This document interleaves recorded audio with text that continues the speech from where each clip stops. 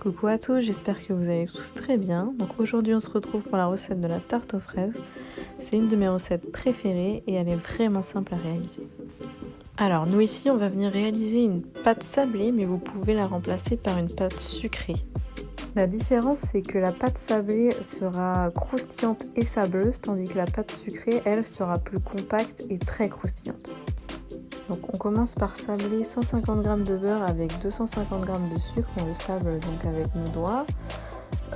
Ensuite, une fois que c'est un petit peu plus sablé, on va rajouter 100 g de sucre et une pincée de sel et on continue de sabler entre nos doigts. Sablez pas trop pour pas non plus que ça ressemble à un crumble, sinon la pâte va être trop travaillée et après du coup là, elle sera trop élastique. Ensuite donc on vient faire un petit puits dans sa pâte là et on va y déposer l'œuf. On referme l'œuf, voilà, et on vient le mélanger tout doucement, l'incorporer tout doucement au mélange. Et puis on mélange la pâte jusqu'à ce qu'elle devienne toute lisse et homogène et qu'elle se décolle des bords.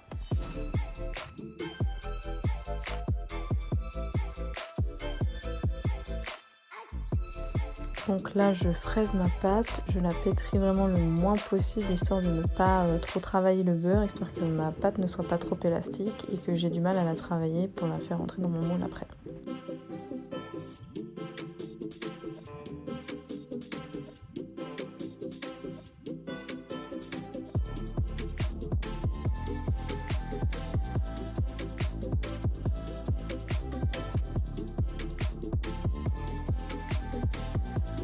Une fois que ma pâte est lisse et homogène, je viens la filmer au contact et je la réserve 1 heure au frais pour que le beurre durcisse et que je puisse la travailler plus facilement ensuite.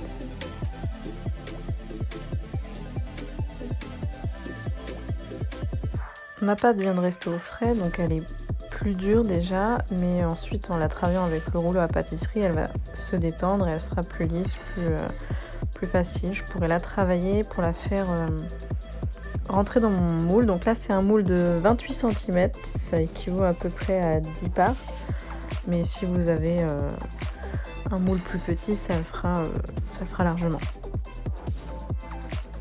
Donc détendez-la bien des deux côtés, ça sera plus facile pour obtenir quelque chose de rond. Donc une fois à droite, une fois à gauche, et ensuite je remonte et je redescends.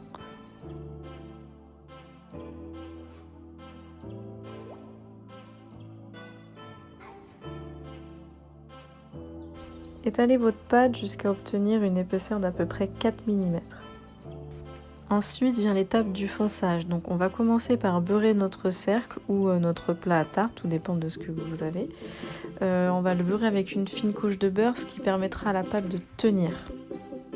Ensuite on vient couper les bords avec un couteau pour avoir quelque chose de net.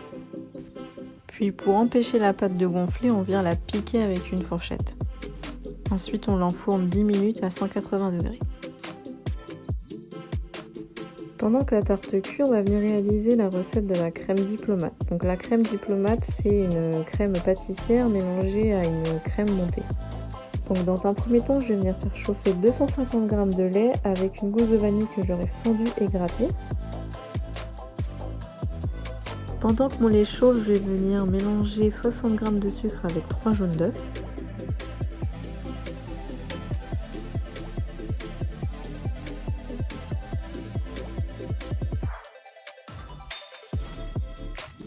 Une fois que mon mélange a blanchi, je rajoute 25 g de maïzena.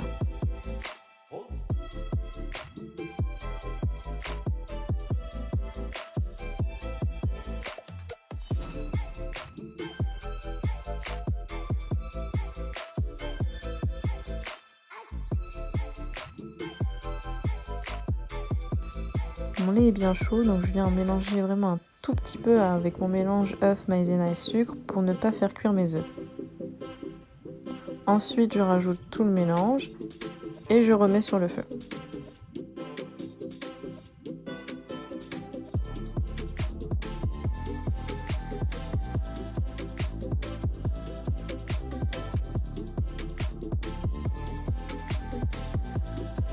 Donc je vais venir remuer sans cesse jusqu'à ce que le mélange s'épaississe. Quand ma pâte s'est épaissie et que j'ai mes premières bulles, je laisse cuire encore 2 minutes pour tuer les bactéries. Je réserve dans un plat à gratin et je filme au contact et je la réserve 1 heure au frais.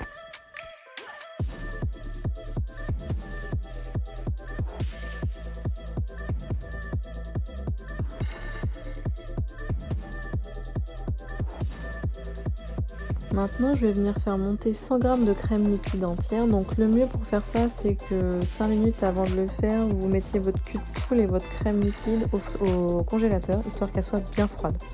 Quand ma crème est bien montée, je ressors ma crème pâtissière qui est restée 1 heure au frais et je viens la détendre avec le mixeur.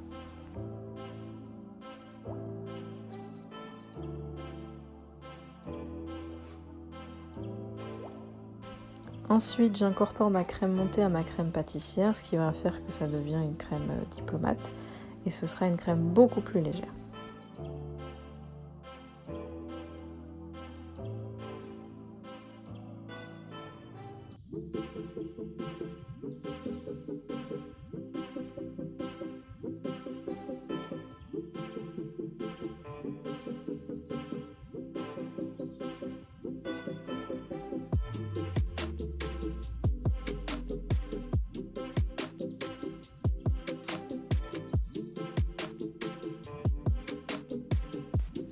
Ma pâte sablée est cuite, je vais venir incorporer toute ma crème diplomate et l'étaler jusqu'au bord.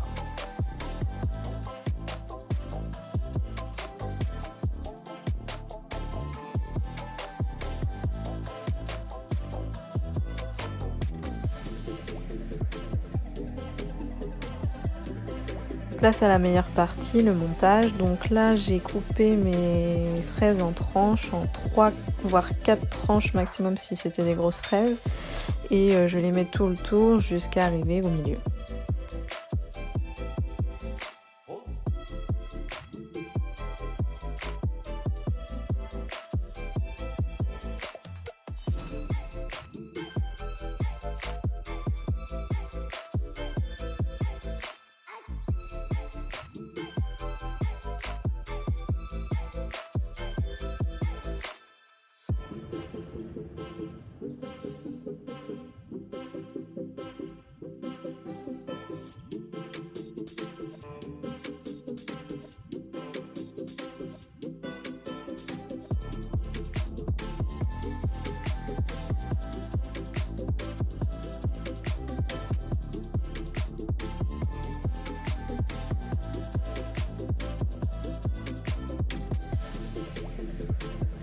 Et voilà, c'est terminé, c'était la recette de ma tarte aux fraises. J'espère qu'elle vous plaira, j'espère que vous la reproduirez. N'hésitez pas à m'envoyer vos photos sur Insta, ça me fera énormément plaisir. En attendant, je vous dis à la prochaine vidéo, prenez soin de vous.